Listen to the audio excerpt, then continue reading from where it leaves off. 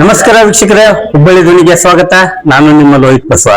ವೀಕ್ಷಕರೇ, ಭ್ರಷ್ಟಾಚಾರದ ವಿರುದ್ಧ ನಿರಂತರವಾಗಿ ಹೋರಾಟ ಮಾಡ್ಕೊಂತ ಬಂದಿರುವಂತಹ KRS ಪಕ್ಷದ ಸಂಸ್ಥಾಪಕರಾದಂತಹ ರವಿಕೃಷ್ಣ ರೆಡ್ಡಿ ಸರ್ ಇವತ್ತು ನಮ್ಮ ಜೊತೆಗಿದ್ದಾರೆ. ಬನ್ನಿ ಅವರೊಂದಿಗೆ ಮಾತನಾಡೋಣ. ಯಾವೆಲ್ಲ ವಿಷಯ ಇಟ್ಕೊಂಡು KRS ಪಕ್ಷ ರಾಜ್ಯದಲ್ಲಿ ನಿರಂತರವಾಗಿ ಭ್ರಷ್ಟಾಚಾರದ ವಿರುದ್ಧ ಹೋರಾಟ ಮಾಡ್ತಾ ಇದೆ ಅದನ್ನು ಅವರ ಬಾಯಿಂದ ಕೇಳೋಣ. ಸರ್, ಮೊದಲನೇದಾಗಿ ನಮಗೆ ನಮಸ್ಕಾರ. ನಮಸ್ಕಾರ ಸರ್. KRS ಪಕ್ಷ ರಾಜ್ಯದಲ್ಲಿ ನಿರಂತರವಾಗಿ ಭ್ರಷ್ಟಾಚಾರದ ವಿರುದ್ಧ ಹೋರಾಡ್ತಾ ಬಂದಿದೆ.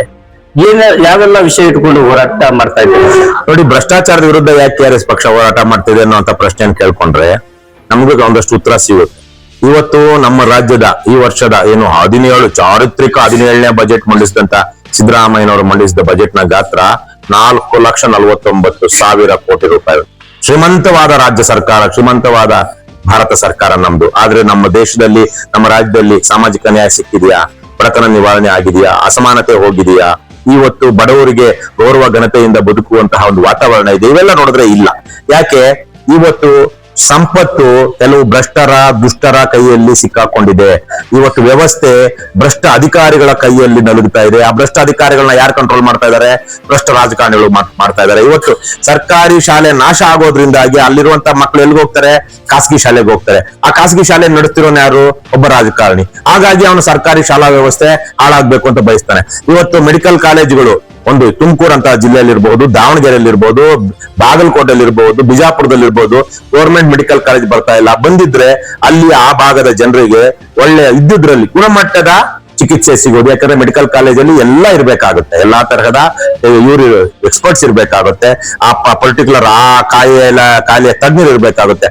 ಆದ್ರೆ ಅಲ್ಲಿ ಖಾಸಗಿ ಕಾಲೇಜ್, ಮೆಡಿಕಲ್ ಕಾಲೇಜ್ ಇರೋದ್ರಿಂದ ಆ ಗೌರ್ಮೆಂಟ್ ಮೆಡಿಕಲ್ ಕಾಲೇಜ್ ಬರೋದ್ ಬೇಡ ಅಂತಾರೆ. ಯಾಕೆ? ಅಲ್ಲಿ MP-ನೋ MLA-ನೋ ಮಿನಿಸ್ಟ್ರೋ ಆ ಖಾಸಗಿ ಕಾಲೇಜ್ನ ಓನರು. ಹಾಗಾಗಿ ಇವೆಲ್ಲದರ ಕಾರಣದಿಂದಾಗಿ ಇವತ್ತು ಸಂಪತ್ತು ಕೆಲವೇ ಜನರ ಕೈಯಲ್ಲಿದೆ, ಅಧಿಕಾರ ಕೆಲವೇ ಜನರ ಕೈಯಲ್ಲಿದೆ. ನಮ್ಮ ರಾಜ್ಯದಲ್ಲಿ ಪ್ರಜಾಪ್ರಭುತ್ವ ಇಲ್ಲ. ಕೇವಲ 100-200 ಕುಟುಂಬಗಳು ಇಡೀ ರಾಜ್ಯದ ರಾಜಕಾರಣದ ಅಧಿಕಾರವನ್ನು ಹಿಡ್ಕೊಂಡಿದ್ದಾರೆ. ಯಾಕಂದ್ರೆ ಅವರೇ ಆ ಪಕ್ಷದಲ್ಲಿ ಇರ್ತಾರೆ, ಈ ಪಕ್ಷದಲ್ಲಿ ಇರ್ತಾರೆ. JCB ಪಕ್ಷದಲ್ಲಿರುವ ಸುಮಾರು 200 ಕುಟುಂಬಗಳು. ಈಗ ಉದಾಹರಣೆಗೆ ಜಾರಕಿಹೊಳಿ ಅಂತ ತಗೊಳ್ಳೋಣ, ಅಥವಾ ಇವನಂತ ತಗೊಳ್ಳೋಣ, ಯಾರಾತ ಜನಾರ್ದನ್ ರೆಡ್ಡಿ ಅಂತ ತಗೊಳ್ಳೋಣ, ದೇವೇಗೌಡರ ಕುಟುಂಬ ತಗೊಳ್ಳೋಣ. ಇವೆಲ್ಲ ಒಬ್ಬೊಬ್ರು 4 ಜನ 5 ಜನ ಒಂದು ಕುಟುಂಬದಿಂದ 100-200 ಕುಟುಂಬಗಳ ಕೈಯಲ್ಲಿ ರಾಜಕೀಯ ಅಧಿಕಾರ ಇದೆ. ಹಾಗಾಗಿ ಇದು ಪ್ರಜಾಪ್ರಭುತ್ವ ಅಲ್ಲ. ಮುಂದಿನ ದಿನಗಳಲ್ಲಿ ಅಪಾಯ ಕಾದಿದೆ. ಜನ ತಿರುಗಿ ಬಿದ್ದಾಗ ಅಲ್ಲಿ ದೊಡ್ಡ ಮಟ್ಟದಲ್ಲಿ ರಕ್ತಪಾತವಾಗುತ್ತೆ, ಪ್ರಾಣಹಾನಿ ಆಗುತ್ತೆ. ಅಂತದ್ದಾಗಬಾರದು. ನಮ್ಮದು ಗಾಂಧಿ, ಬುದ್ಧ, ಬಸವ ಇವರ ದೇಶ. ಇಂತಹ ದೇಶದಲ್ಲಿ ನಾವು ಒಂದು ಒಳ್ಳೆಯ ವ್ಯವಸ್ಥೆಯನ್ನ ಕಟ್ಕೊಳ್ಳೋದಕ್ಕೆ ಸೋತ್ವಿ ಅಂದ್ರೆ ಅವ್ರಿಗೆ ಮಾಡುವ ಅವಮಾನ ಅಂತ ಹೇಳಿ ನಾವು ಹೋರಾಟವನ್ನ ಮಾಡ್ತಾ ಇದೀವಿ. ಅದೇ ಕಾರಣದಿಂದಾಗಿ ಭ್ರಷ್ಟಾಚಾರದ ವಿರುದ್ಧ, ಅದು ಮುಖ್ಯವಾಗಿ ಇವತ್ತು ಸರ್ಕಾರಿ ಅಧಿಕಾರಿಗಳ ಲಂಚಕೋರತನ, ಅಕ್ರಮಗಳ ಕಾರಣದಿಂದಾಗಿ ಜನ ಬಳಲ್ತಾ ಇದ್ದಾರೆ. ಮತ್ತೆ ಜನರು ಪ್ರಶ್ನೆ ಮಾಡುವಂತವ್ರನ್ನ ಈ ಭ್ರಷ್ಟ ಪೊಲೀಸರನ್ನ ಹಿಡ್ಕೊಂಡು ಅವ್ರು ಹತ್ತಿಕ್ತಾ ಇದ್ದಾರೆ. ಅದು ಹೋಗಬೇಕು ಅಂದ್ರೆ ಜನರಿಗೆ ಒಂದು ಚೈತನ್ಯ, ಸ್ಫೂರ್ತಿ ಕೊಡಬೇಕು, ಧೈರ್ಯ ಕೊಡಬೇಕು. ಅವ್ರ ಹಕ್ಕುಗಳನ್ನ ಅವ್ರು ಕೇಳುವಂತಹ ಮತ್ತು ಅನ್ಯಾಯವನ್ನ ಪ್ರತಿರೋಧಿಸುವಂತ ಧೈರ್ಯವನ್ನ ಜನರಿಗೆ ಕೊಡಬೇಕು. ಅದ್ ಹೇಗೆ ಕೊಡೋದು? ನಾವು ಮಾಡಿ ತೋರಿಸಿದ್ರೆ ತಾನೇ ಬರೋದು ಜನಕ್ಕೆ. ರವಿಕೃಷ್ಣ ರೆಡ್ಡಿ ಸಿನಿಮಾ ಆಕ್ಟರ್ ಅಲ್ಲ, ಅದು ದೊಡ್ಡ ರಾಜಕಾರಣಿನೂ ಅಲ್ಲ, ದೊಡ್ಡ ರಾಜಕಾರಣ ಕುಟುಂಬದಿಂದ ಬಂದವನು ಅಲ್ಲ. ನಮ್ಮ ನಿಮ್ಮ ಹಾಗೆ ಹಳ್ಳಿ ಹುಟ್ಟು ಬೆಳೆದಂತವನು ಇಂಜಿನಿಯರಿಂಗ್ ಮಾಡ್ಕೊಂಡು ಅಮೆರಿಕದಲ್ಲಿ ಇದ್ದು ಬಂದು ಈಗೇನೋ ಒಂದು ಹೋರಾಟ ಕಟ್ಟಿದಾನೆ, ಅವನು ಯಾರಿಗೂ ಎದುರದೆ ಪ್ರಶ್ನೆ ಮಾಡ್ತಾ ಇದ್ದಾನೆ ಅಂದಾಗ ಅದು ಲಕ್ಷಾಂತರ ಜನ ಸ್ಫೂರ್ತಿ ಆಗುತ್ತಲ್ವಾ? ಆ ಕಾರಣದಿಂದಾಗಿ ನಾವು ಇವತ್ತು ಸ್ಫೂರ್ತಿ ಆಗಲಿ, ಜನರಿಗೆ ಚೈತನ್ಯ ಬರಲಿ ಅಂತ ಹೇಳಿ ಈ ಭ್ರಷ್ಟಾಚಾರದ ವಿರುದ್ಧ ಹೋರಾಟ ಮಾಡ್ತಾ ಇದೀವಿ. ನಮ್ಮ ಕಾರಣಕ್ಕಾಗಿ ಒಂದಷ್ಟು ಭ್ರಷ್ಟಾಚಾರ ಹತೋಟಿಗೆ ಬಂದಿದೆ. ಆ ಸಂತೋಷ ನಮ್ಗಿದೆ. ಸರ್, ಭ್ರಷ್ಟಾಚಾರ ಹೇಗೆ ತಾಂಡವಾಡ್ತದೆ ಅಂದ್ರೆ ಪ್ರತಿಯೊಂದು ಕ್ಷೇತ್ರದಲ್ಲಿಯೂ ಕೂಡ ಭ್ರಷ್ಟಾಚಾರ, ಲಂಚಾವತಾರ ಬರ್ತಾ ಇದೆ. ಎಲ್ಲೋ ಒಂದ್ ಕಡೆ ಬಡ ಜನತೆಗೆ ಇದು ಅನ್ಯಾಯ ಆಗ್ತಾ ಇದೆ, ಎಲ್ಲೋ ಒಂದ್ ಕಡೆ ಬಡ ಜನತೆ ಜೀವ ಹಿಡಿತಾ ಇದೆ. ಇದಕ್ಕೆಲ್ಲ ಮುಕ್ತಿ ಯಾವಾಗ ಅಂತ ಹೇಳಿ ಸರ್? ಯಾವ ಸರ್ಕಾರ ಬಂದ್ರೆ ಮುಕ್ತಿ ಸಿಗುತ್ತೆ? ಯಾವೆಲ್ಲ ರಾಜಕಾರಣಿಗಳು ಬಂದ್ರೆ ಮುಕ್ತಿ ಸಿಗುತ್ತೆ? ಇದಕ್ಕೆಲ್ಲ ಉತ್ತರ ಕೊಡುವಂತದ್ದು ಯಾರು ಅಂತ ಹೇಳಿ ಸರ್? ಜನಪರ ಕಾಳಜಿ ಇರುವಂತಹ ಪ್ರಾಮಾಣಿಕರನ್ನ, ಧೈರ್ಯವಂತರನ್ನ, ಭ್ರಷ್ಟ ಆಗುವಂತಹ ಅನಿವಾರ್ಯತೆ ಇಲ್ಲದೆ ಇರುವಂತಹ ಜನರನ್ನ ನಾವು ನಮ್ಮ ಕೈಯಾರೆ ಆಯ್ಕೆ ಮಾಡ್ಕೊಂಡ್ರೆ ಇದಕ್ಕೆ ಮುಕ್ತಿ ಸಿಗುತ್ತೆ.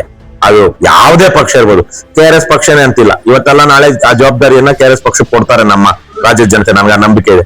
ಆದ್ರೆ ನಾವು ಅದೇನೋ ಗಂಡಸರಿಗೆ ಕುಕ್ಕರು, ಗಂಡಸರಿಗೆ ಲಿಕ್ಕರು, ಹೆಂಗಸರಿಗೆ ಕುಕ್ಕರು, ಎರಡು ಬಡದರಿಗೆ ನಿಕ್ಕರು ಹಂಚಿ ಚುನಾವಣೆಗಳನ್ನು ಗೆಲ್ತಾರಲ್ಲ, ಅಂತವ್ರನ್ನ ನಾವು ಗೆಲ್ಲಿಸಿದ್ರೆ ಯಾವ ಪಕ್ಷ ಬಂದ್ರು ಇದಕ್ಕೆ ಮುಕ್ತಿ ಇಲ್ಲ. ಇವತ್ತು ಅಂತಹ ಹಣ ಕೊಟ್ಟು ಜಾತಿ ರಾಜಕಾರಣ ಮಾಡಿ ಕೋಮು ದ್ವೇಷವನ್ನು ಹುಟ್ಟಿಸಿ ಓಟ್ ತಗೊಳ್ತಾ ಇರುವಂತವ್ರು ಯಾವ ಪಕ್ಷಗಳಲ್ಲಿದ್ದಾರೆ? JCB. ಹೇಗೆ JCB ಅನ್ನೋದು ಒಂದು ಬೃಹದಾಕಾರ ಯಂತ್ರವಾಗಿ ಕಾಣಿಸುತ್ತೋ ಆ ತರಹದ ಒಂದು ಭಯಭೀತ ವಾತಾವರಣ ಸೃಷ್ಟಿ ಮಾಡುವಂತ JDS, ಕಾಂಗ್ರೆಸ್, ಬಿಜೆಪಿ ಪಕ್ಷಗಳಲ್ಲಿ ಅವರೆಲ್ಲ ಇದ್ದಾರೆ. ಹಾಗಾಗಿ ಎಲ್ಲಿ ತನಕ JCB ಪಕ್ಷಗಳನ್ನ ಜನ ತಿರಸ್ಕರಿಸೋದಿಲ್ವೋ ಅಲ್ಲಿ ತನಕ ಮುಕ್ತಿ ಇಲ್ಲ. ಸರ್, ಮುಂದಿನ ದಿನದಲ್ಲಿ KRS ಪಕ್ಷ ರಾಜಕೀಯವಾಗಿ ಬರುತ್ತಾ ಅಂತ, ಬೆಳೆಯುತ್ತಾ ಅಂತ? ಈಗ ನೋಡಿ, ನಾವು ಜನರ ದೇಣಿಗೆಯಲ್ಲಿ, ಜನರ ಸಹಭಾಗಿತ್ವದಲ್ಲಿ ಕಳೆದ 7 ವರ್ಷಗಳಿಂದ ಒಂದು ಯಶಸ್ವಿ ರಾಜಕಾರಣವನ್ನ ಮಾಡ್ತಾ ಇದ್ವಿ. ಚುನಾವಣೆಗಳಲ್ಲಿ ನಾವು ಯಶಸ್ವಿ ಆಗಿಲ್ಲ. ಯಾಕೆಂದ್ರೆ ಇವತ್ತು ಚುನಾವಣೆಯಲ್ಲಿ ಹಣ ಹಂಚ್ಬೇಕು, ಎಂಡ ಕುಡಿಸ್ಬೇಕು, ಬೇರೆ ತರದ ಒಂದು ಔರ ಅಥವಾ ಏನಂತಾರೆ ಮಹೋಲ್ ಕ್ರಿಯೇಟ್ ಮಾಡಬೇಕು. ಅದಕ್ಕೆ ಕಳ್ಳ ದುಡ್ಡು ಬೇಕು. ನಾನು ಗಾಂಧಿ ಮಾರ್ಗದಲ್ಲಿ, ಬಸವಣ್ಣನಲ್ಲಿ, ಕುವೆಂಪು ಅಂತ ಇಂಥ ಆದರ್ಶಗಳಲ್ಲಿ ಬೆಳೆದವನು, ಅದು ಇಟ್ಕೊಂಡಿರೋನು. ನಾವು ಹೇಳ್ತೀವಿ, ನಾನು ಭಾವಿಸಿರೋದು, ನಾವು ಹೋಗಬೇಕಾಗಿರುವಂತಹ ಸ್ಥಾನ ಏನಿದೆಯೋ ಅದು ಎಷ್ಟು ಪವಿತ್ರವೋ, ನಾವು ಹೋಗಬೇಕಾದಂತ ದಾರಿಯು, ನಮ್ಮ ಗುರಿ ಎಷ್ಟು ಪವಿತ್ರವೋ, ನಾವು ಸಾಗಬೇಕಾದ ದಾರಿನೂ ಅಷ್ಟೇ ಪವಿತ್ರವಾಗಿರ್ಬೇಕು. ಇವಾಗ ಹಣ ಹಂಚಿ ಎಂಡ ಕುಡಿಸಿ ಸಾಲ ಮಾಡ್ಕೊಂಡು ನಾನು ಎಲೆಕ್ಷನ್ ಅಲ್ಲಿ ಗೆದ್ರೆ ನಾಳೆ ಆ ಸಾಲವನ್ನು ತೀರ್ಸೋದಕ್ಕೆ ಯಾವನ್ ಬಂದ್ ಕೊಡ್ತಾನೆ? ಯಾರಪ್ಪನ್ ದುಡ್ಡದ್ದು? ಆ ಸಾಲ ಯಾರು ತೀರಿಸ್ತಾನೆ? ಜನರಿಗೆ ಮೋಸ ಮಾಡಿ ತಾನೇ ತೀರಿಸ್ಬೇಕು, ನಾನು ಲಂಚ ಹೊಡೆದೇ ತೀರಿಸ್ಬೇಕಲ್ವಾ? ಹಾಗಾಗಿ ಅಂತಹ ಒಂದು ಅನಿವಾರ್ಯತೆಗೆ ಸಿಲುಕಬಾರದು ರಾಜಕಾರಣಿಗಳು. ಅಂತ ಜನರನ್ನ ನಾವು ಆಯ್ಕೆ ಮಾಡ್ಕೊಳ್ಬೇಕು. ಜನ ಅಷ್ಟೇ, ಹಿಂದೆ ಎಲ್ಲ ಶಾಂತೇರಿ ಗೋಪಾಲಗೌಡರ ಆದರ್ಶದಲ್ಲಿ 1 ಓಟು 1 ನೋಟು ಅನ್ನುವಂತಹ ಒಂದು ಪರಿಕಲ್ಪನೆಯಲ್ಲಿ ಜನ ಗೆಲ್ಲಿಸ್ತಾ ಇದ್ರು ರಾಜಕಾರಣಿಗಳನ್ನು. ಆದ್ರೆ ಇವತ್ತು ದುಡ್ಡು ಕೊಟ್ರೆ ಮಾತ್ರ ಆ ಕಡೆ ರಾಜಕಾರಣಿ ಕಡೆ ತಿರುಗಿ ನೋಡ್ತಾರೆ. ಇಲ್ಲ ದುಡ್ಡು ಅವನೇನ್ ಯಾವ ದೊಡ್ಡ ಮನುಷ್ಯ ಅಂತಾರೆ. ಆದ್ರೆ ಇವನು ಯೋಗ್ಯನಿದ್ದಾನೆ, ಇವನು ನಮ್ಮ ಸಮಾಜಕ್ಕೆ ಆಸ್ತಿ, ಇವಳು ಇಂಥವ್ರು ರಾಜಕಾರಣದಲ್ಲಿರ್ಬೇಕು, ಅವರು ನಮ್ಮ ಪ್ರತಿನಿಧಿಗಳಾಗ್ಬೇಕು. ರಾಜಕಾರಣ ಪರಮ ಪವಿತ್ರವಾದದ್ದು. ಇವತ್ತಿನ ವರ್ತಮಾನದಲ್ಲಿರುವಂತಹ ಸಮಸ್ಯೆಗಳಿಗೆ ಪರಿಹಾರಗಳನ್ನ ಕಂಡುಕೊಳ್ಳುವ ಮತ್ತು ಭವಿಷ್ಯದ ತಲೆಮಾರುಗಳಿಗೆ ಬುನಾದಿ ಹಾಕುವಂತಹ ಸರ್ವಶ್ರೇಷ್ಠವಾದ ಜವಾಬ್ದಾರಿ ರಾಜಕಾರಣಿಯದ್ದು. ಹಾಗಾಗಿ ಒಳ್ಳೆಯ ರಾಜಕಾರಣಿಯನ್ನು ಆಯ್ಕೆ ಮಾಡಿಕೊಳ್ಳೋದು ನಮ್ಮ ಹಿತ. ಹಾಗಾಗಿ ನಾವು ಅವರ ಖರ್ಚು ವೆಚ್ಚಗಳೇನಿರುತ್ತೆ, ಚುನಾವಣಾ ಖರ್ಚು ವೆಚ್ಚಗಳನ್ನ ನಾವೇ ಪ್ರಾಮಾಣಿಕವಾಗಿ ಮತ್ತು ಪಾರದರ್ಶಕವಾಗಿ ನಿಭಾಯಿಸೋಣ ಅನ್ನುವಂತ ಮನಸ್ಥಿತಿಯನ್ನ ಜನ ಬೆಳೆಸ್ಕೊಂಡಾಗ ನೋಡಿ ರಾತ್ರಿ ಇಲ್ಲಿ ಬದಲಾವಣೆ ಆಗುತ್ತೆ. ಸರ್, ಲಂಚಾಕಾರ ಇದೆಲ್ಲ ತಡೆಗಟ್ಟಬೇಕಂದ್ರೆ ಜನರು ಬದಲಾಗಬೇಕು, ಜನರ ಮನಸ್ಥಿತಿ ಬದಲಾಗಬೇಕು. ಅಂದಾಗ ಮಾತ್ರ ಜನರ ಪರಿಸ್ಥಿತಿ ಬದಲಾಗುತ್ತೆ. ಎಲ್ಲ ಒಂದ್ ಕಡೆ ಜನರು ವಿದ್ಯಾವಂತರು ಇದ್ರು ಕೂಡ ಲಂಚವನ್ನು ಕೊಡುವಂತ ಇದು ಅವರೇ ಮುಂದಾಗ್ತಾ ಇದ್ದಾರೆ.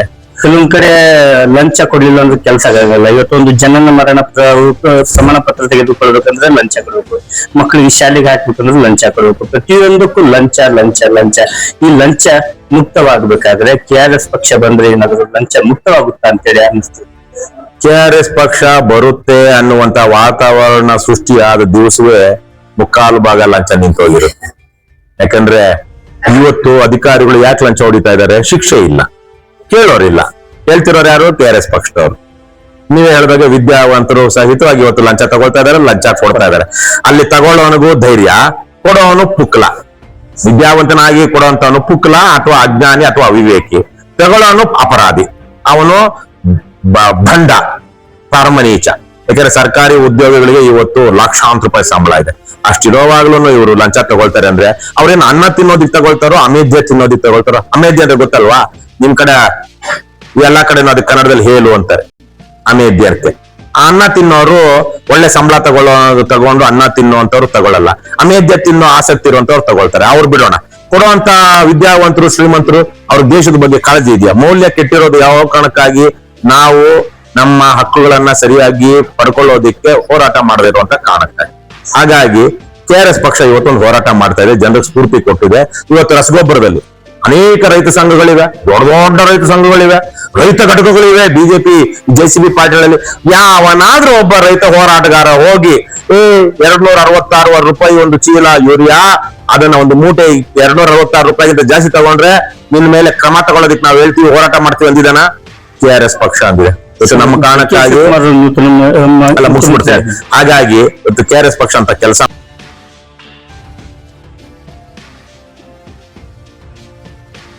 ಬದಲಾವಣೆ ಸಾಧ್ಯ ಆಗುತ್ತೆ. KRS ಪಕ್ಷ ಬರುತ್ತೆ, ಮುಂದಿನ ಎಲೆಕ್ಷನ್ ಅಲ್ಲಿ ನಿರ್ಣಾಯಕವಾಗ್ತಾರೆ ಅಂತ ಅನ್ನಿಸ್ ದಿವಸನೇ ಅಪ್ಪ ಯಾಕಪ್ಪ ಬೇಕು? ನಮ್ಗಿರುವಂತ ಆಸ್ತಿ ಏನೋ ನಮ್ಮ ಉದ್ಯೋಗ. ಆ ಉದ್ಯೋಗನ ಕಳ್ಕೊಂಡ್ಮೇಲೆ ನಮ್ ಬದುಕೆಲ್ಲಿದೆ? ಯಾಕಂದ್ರೆ ಸರ್ಕಾರಿ ಉದ್ಯೋಗಿಗಳು ಬಹುತೇಕರು ಬೇರೆ ಕಡೆ ಹೋಗಿ ಉದ್ಯೋಗ ಮಾಡಕ್ ಆಗೋದಿಲ್ಲ. ಫ್ಯಾಕ್ಟ್ರಿನಲ್ಲಿ ಮಾಡೋದಿಕ್ಕಾಗುತ್ತಾ? ಅವ್ರಿಗೆ ಇದು ಕ್ವಾಲಿಫಿಕೇಶನ್ ಇರೋದಿಲ್ಲ. ಹಾಗಾಗಿ ಸರ್ಕಾರಿ ಉದ್ಯೋಗ ಕಳೆದುಕೊಂಡ ನೌಕರನ ಗತಿ ಅಧೋಗತಿ. ಹಾಗಾಗಿ ಅವ್ರು ಬದಲಾಗ್ತಾರೆ. ಸರ್, ಮುಖ್ಯಮಂತ್ರಿಗಳು ಹೇಳ್ತಾರೆ ಏನಾದ್ರು ಸರ್ಕಾರಿ ನೌಕರರು ಲಂಚ ತೆಗೆದುಕೊಂಡ್ರೆ ಕಠಿಣ ಕ್ರಮ ತೆಗೆದುಕೊಂಡು ಅಂತಾರೆ. ಆದ್ರೂ ಕೂಡ ಲಂಚ ತರ ಕೆಲವೊಂದ್ ಕಡೆ ಮತ್ತೆ ಬರ್ತಾನೆ ಇದೆ. ಮುಖ್ಯಮಂತ್ರಿಗಳಾಗಿ ಅವರು ಡಿ ಕೆ ಶಿವಕುಮಾರ್ 2 ತಿಂಗಳಾಯ್ತಲ್ವಾ? ಯಾವನಾದ್ರೂ ರಾಜ್ಯದ ಒಬ್ಬ ವ್ಯಕ್ತಿ ಹೋಗಿ ಮುಖ್ಯಮಂತ್ರಿಗಳಿಗೆ ದೂರು ಕೊಟ್ಟಿದ್ದಾನ? ಕೊಟ್ಟಿರೋ ದೂರಿನ ಮೇಲೆ ಆಕ್ಷನ್ ಆಗಿದೆಯಾ? ಯಾಕೆ ಹೇಳಿ? ದೂರ ಆಗಿರ್ತಾರೆ ಸರ್, ಆಕ್ಷನ್ ಆಗಿರಲ್ಲ, ದೂರು ಆಗಿರೋದಿಲ್ಲ. ಯಾಕೆ? ಹೇಳ್ತಿರೋನ್ ಯಾರು? ಹೇಳ್ತಿರೋಂತ ವ್ಯಕ್ತಿ ಮೇಲೇನೇ ಆರೋಪಗಳಿದೆ.